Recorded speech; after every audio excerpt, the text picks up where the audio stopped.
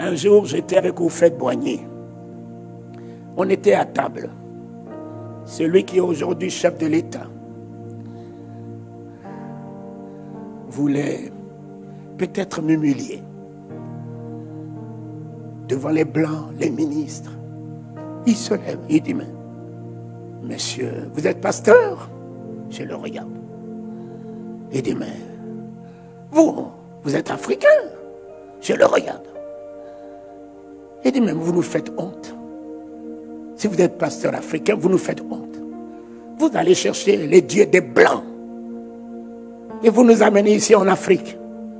Et vous nous dites d'abandonner nos dieux. Ici en Afrique, adhérez à votre Dieu des Blancs. Dites-moi, pasteur, Jésus là est-il un noir? Jésus n'est-il pas un blanc? Mon cher ami, Houphouët-Boigny le regarde, me regarde. Tous les Blancs qui étaient là me regardent. Les ministres qui étaient là me regardent. En 90, j'étais encore tout jeune. Mais mon ami, jeune, ça ne veut rien dire. Celui qui est en moi est vieux.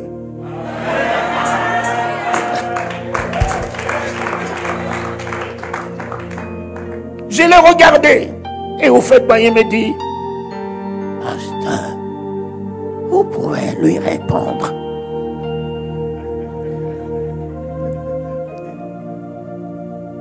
Alors, j'ai dit, Monsieur le Président, permettez-moi de lui répondre par des questions.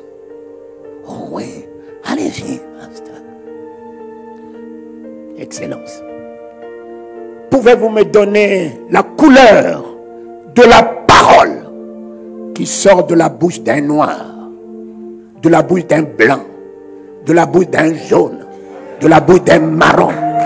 Donnez-moi la couleur de la parole.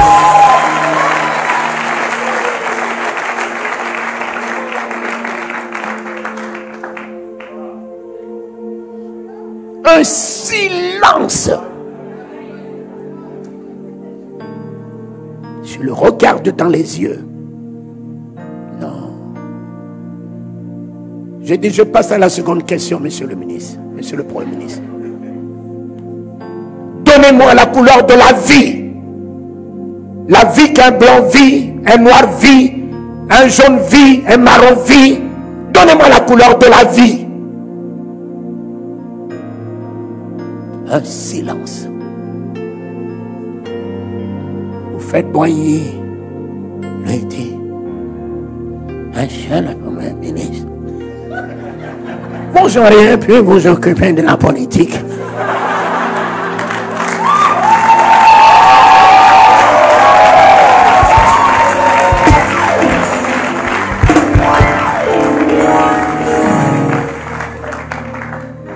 Regardez, vous n'avez même pas répondu à une question.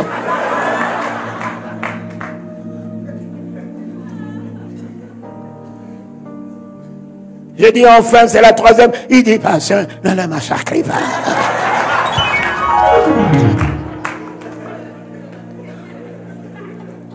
Ne le massacrez pas.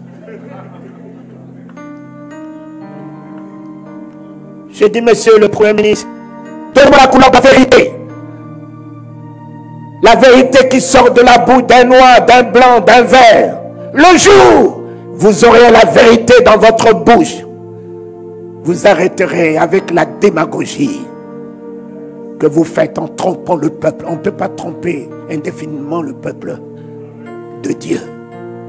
Il en sera affranchi un jour. Par contre, je vous dis, Jésus-Christ de Nazareth, le Fils du Dieu vivant, le mourant du calvaire, le ressuscité des morts, et celui qui revient, il est la parole de la bouche de Dieu qui a établi les cieux et la terre. C'est en elle que s'est exprimée la volonté de Dieu de vous donner l'image de Dieu. Jésus-Christ est la vie. Le jour où vous l'aurez dans votre vie, vous passerez de la mort à la vie éternelle. Enfin, Jésus est la vérité. Il vous affranchira de tous vos mensonges.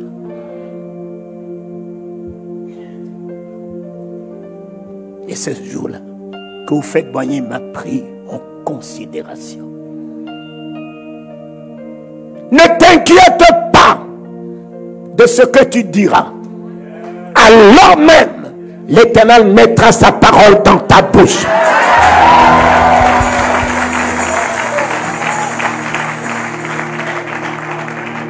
N'ayez pas peur. N'ayez pas peur. Qui est plus sage, qui est plus intelligent que Jésus? À l'âge de 12 ans, il a bassourdé déjà les grands docteurs dans les synagogues. Il est en moi. Je n'ai pas besoin des instructions des hommes. J'ai besoin de lui en moi. Et il est en moi. Alléluia. Voilà le Saint-Esprit, mon fils. Reçois-le. Il est en train de te former. De te former au Congo. Pour que tu sois inébranlable. Tu sois l'homme fait. L'homme des miracles. L'homme des prodiges. Que tu sois la femme qui donnera naissance à Jésus en miracle, en prodige. Et le monde t'appellera la bienheureuse au Congo. Alléluia. Les rois couriront derrière toi parce que tu as la parole. Pierre, je l'ai vu. Pierre, je l'ai vu. Pierre, je l'ai vu. C'était une femme qui a enlevé la peur dans le cœur de Pierre, la honte dans le cœur de Pierre, l'angoisse dans le cœur de Pierre. Marie, tu as mal dormi, tu t'es pas assez reposé. Pierre, je l'ai vu. Ce n'est pas de la théologie, papa, je l'ai vu. Je l'ai vu. Paligano, tu peux philosopher, mon ami.